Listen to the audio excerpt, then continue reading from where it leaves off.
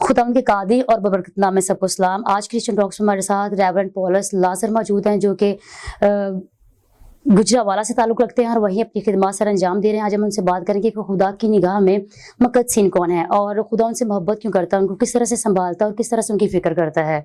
पॉलस भाई, welcome to Christian talks. Thank you बहनों, खुदावंद आपको बहुत बरकत दे। तो पॉलस भाई, आज हम बात करेंगे किताब मुक़द्दस में से हम सीखेंगे कि मुक़द्दसीन की अहमियत क्या है, खुदा की नज़र में मुक़द्दसीन है कौन।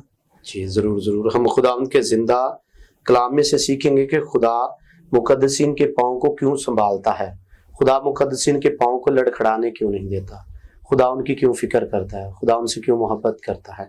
सो मेरी बहनों, हम खुदावंद के ज़िंदा और ला तब्दील कलाम में से अहद अतीक में से पहला सामुएल उसकी दूसरा बाब और उसकी 9वीं आयत को मैं आपके सामने तिलावत करूंगा। तमाम साइमीन गौर से समात फरमाइएगा।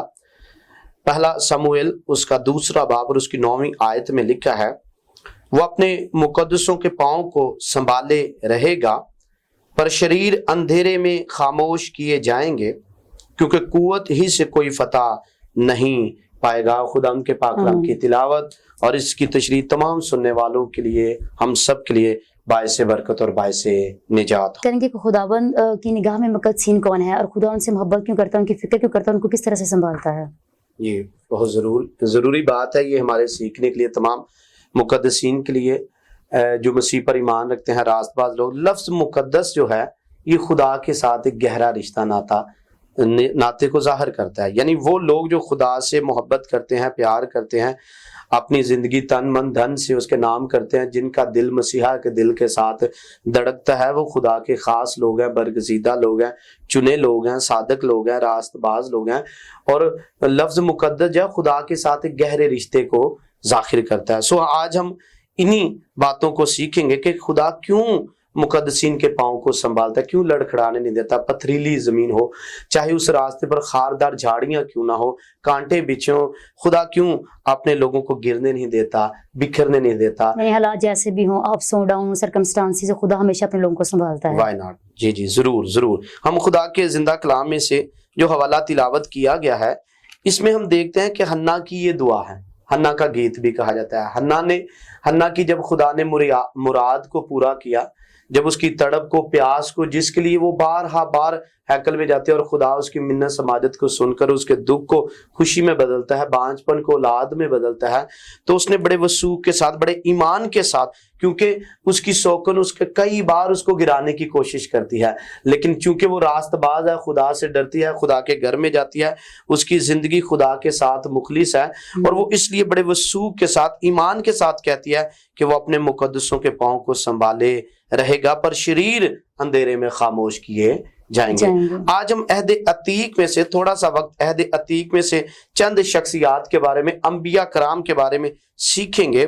इससे पेशतर के अंबिया कराम के बारे में सीखे हम खरूज की किताब उसका 14वां बाब उसकी 19वीं आयत को जब हम पढ़ते हैं तो पता चलता है फरिश्ता जो आगे आगे चलता था वो बनी इसराइल कौम के पीछे आ जाता है जब बहरे कुल्सुम। सो यहाँ जब हम देखते हैं बनी इसराइल कौम ने जितने भी अभी तक सफर किए थे, बियाबानी अबारगी, रेगिस्तानों में, पहाड़ों में, पथरीली जमीन पर, सबसे ज्यादा कठिन, मुश्किल और मुसीबत ज्यादा जो सफर था इस वक्त था जब वो बहरे कुलजम में, क्योंकि उनके दिल में ये खौफ भी था, डर भी था, कहीं अपनी असली सूरत में ना आ जाए। बतौर इंसान के दिल में होता है, व्हाई नॉट, बतौर इंसान के खौफ होता है कहीं अपनी असली सूरत में ना आ जाए और हम डूब ना जाएं। काफी टेरिफिक नजारा होता है कि दोनों तरफ पानी हो और बीच में से इंसान गुजर रहा हो, कि बड़ा डिफिकल्ट रास्ता था उनके लिए। इसके बावजूद वो चल रहे हैं। और खूबसूरत बात यह है, जब हम यशाया नबी का सहीफा 45वां बाब और उसकी दूसरी आयत को पढ़ते हैं तो लिखा, मैं तेरे आगे आगे चलूंगा और ना हमवार जगहों को हमवार बना दूंगा। जिस रास्ते पर तू चल नहीं सकता मैं इस काबिल बना दूंगा कि तू चल सके। सो मेरे अजीजों, हम मेरी बहन खुदा के कलाम में से देखते हैं, अंबिया कराम में से देखते हैं, तो दूसरा सामुएल उसका 21वां बाब उसकी 19वीं आयत को जब पढ़ते हैं, पहला सामुएल उसका 17वां बाब उसकी 33वीं आयत से लेकर 37वीं आयत को पढ़ते हैं तो हमें पता चलता है यहाँ एक नर्मो नाजुक नौजवान लड़का जो दाऊद है, ये मैदान जंग में उतरा हुआ है। और जब साउल बादशाह उससे कहता है तू इस काबिल नहीं है कि तू उसके साथ जंग कर सके, तू लड़खड़ा जाएगा, تو اس قابل نہیں ہے.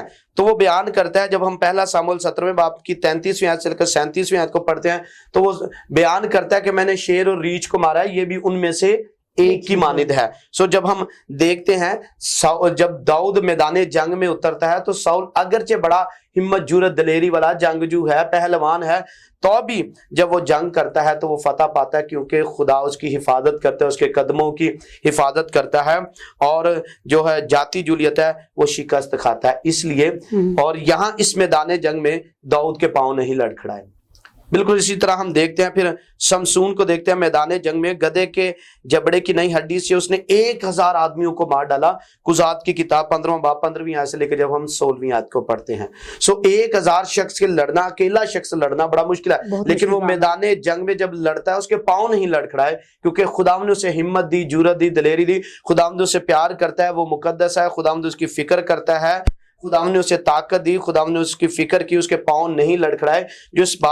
جو اس بات واضح ہوتی ہے یہ بات کہ خدا اپنے لوگوں سے محبت بالکل خداوند وعدوں کا وفادار خدا ہے, وہ اپنے پرومسز کو پورا کرتا ہے کہ وہ انسان کے ساتھ ہمیشہ اس طاقت دیتا ہے, تقویت دیتا ہے, سنبھالے رکھتا ہے, بنائے رکھتا ہے, اور اس کی ہر مشکل اس کے ساتھ ہوتا ہے. بے شک بے شک. جب ہم دانیل کی کتاب کو پڑھتے ہیں تو دانیل 3 باب اس کی 20ویں آیت کو پڑھتے ہیں تو پتہ چلتا ہے سدرک میشک عبدالنجو کو باندھ کر آگ میں پھینکا گیا.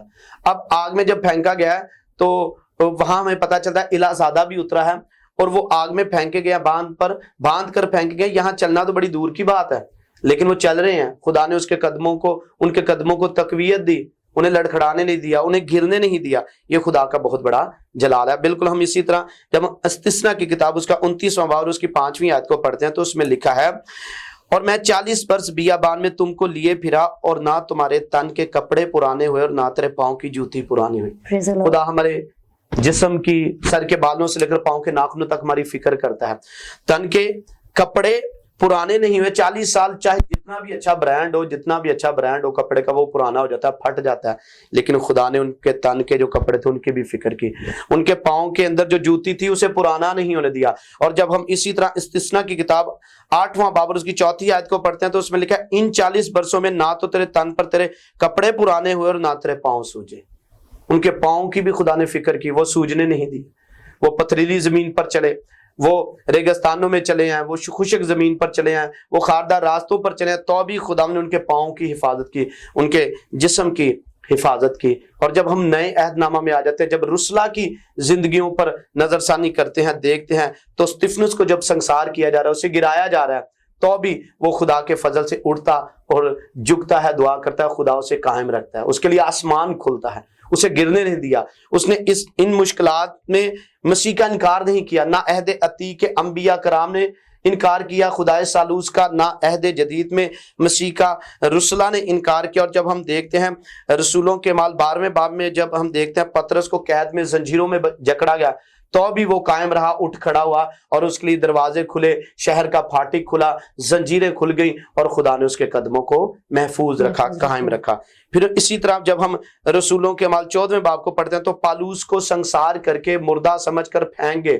لیکن جب ہم 14ویں باب کو پڑھتے ہیں رسولوں کے اعمال میں تو پتہ چلتا ہے کہ شاگرد اس کے گردا گرد آ کھڑے ہوئے, اور پالوس پھر اٹھ کھڑا ہوا. انہوں نے گرایا, انہوں نے مارا, انہوں نے کہا کہ اب یہ چل پھر نہیں سکتا, یہ مر گیا, لیکن خدا اپنے لوگوں کے پاؤں کی حفاظت کرتا ہے, سنبھالتا ہے, ٹوٹنے نہیں دیتا, بکھرنے نہیں دیتا, وہ انہیں قائم کرتا ہے. اور جب ہم اسی طرح رسولوں کے اعمال اس کا 16واں باب اس کی 33ویں آیت کو پڑھتے ہیں, 16ویں باب کی 24ویں آیت کو پڑھتے ہیں, یہاں ہمیں پالوس اور سیلاس کا ذکر ملتا ہے. وہ ملک فلسطین کا سب سے مضبوط قید خانہ تھا جس میں باندھا گیا انہیں, جس میں قید کیا گیا. لیکن جب خدا کا جلال ظاہر ہوا, وہ مضبوط قید خانہ, اس کی بنیادیں ہل گئیں, کیونکہ وہ خدا کے لوگ تھے, چنیدہ لوگ تھے, برگزیدہ لوگ تھے, خدا جن کی فکر کرتا ہے, خدا ان سے محبت کرتا ہے. قید خانے کی بنیادیں ہل گئیں. اور اس کے ساتھ ہم دیکھتے ہیں جب 16ویں باب کی 33ویں آیت کو پڑھتے ہیں, ان کے زخم دھوئے گئے, ان کے پیر کاٹ میں ٹھوکے گئے. 24ویں آیت کو جب پڑھتے ہیں 16ویں باب کی, ان کے پاؤں جو تھے کاٹ میں ٹھوک دیے گئے تھے. سو میری بہن, جب ہم عہد عتیق کا مطالعہ کرتے ہیں, جب ہم عہد جدید کا مطالعہ کرتے ہیں, تو ہمیں صاف واضح طور پر پتہ چلتا ہے کہ مقدسین کو اس وقت ستایا گیا, एज़ार सानी में से गुजरना पड़ा, मुश्किलात में से गुजरना पड़ा।